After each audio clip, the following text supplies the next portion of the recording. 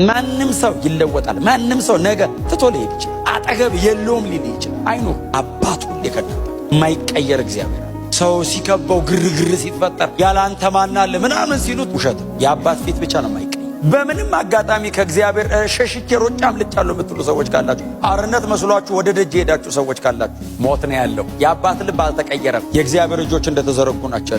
የጠፋውን መፈለግ እግዚአብሔር አያቆም። ያጣውን ልጅ ሁል ጊዜ ይጠራዋል። ደጅ ደጅ ነው የሚያየው አባት ሁሌ። ተመልሶ ይሆን ደጅ ነው ማለት ነው። አባትየው ያለው አይደል ከሩቅ አየ ይላል። ስለዚህ አባትየው ደጅ ነው ማለት ነው። ልቡም አይኑም ደጅ ነው ያለው። ሮጦ ሄዶ አቀፈውና እንደዚህ ያላቸው ጥሩ ልብስ አምጡ። ልጁ ልብሱ ተበላሽቷል። እሪያኗ ሲመግብ የከረመው ያ ከቤት የወጣው ልጅ አይደለም። የገረጣ ነው፣ የተበለሻሸ ነው፣ የቆሸሸ ልጅ ነው። ጥሩ ልብስ አምጡልኝ አለ። ጫማ አድርጉልኝ አለ። የሚመለስ ሰው መቼም አብ ደስተኛ ይመለስ ብቻ። በዛ ቢቀርስ የመመለስ ልብ አይኖሮስ ላለመመለሱ የሚከፍለው ዋጋ ይሄው ይውጣ።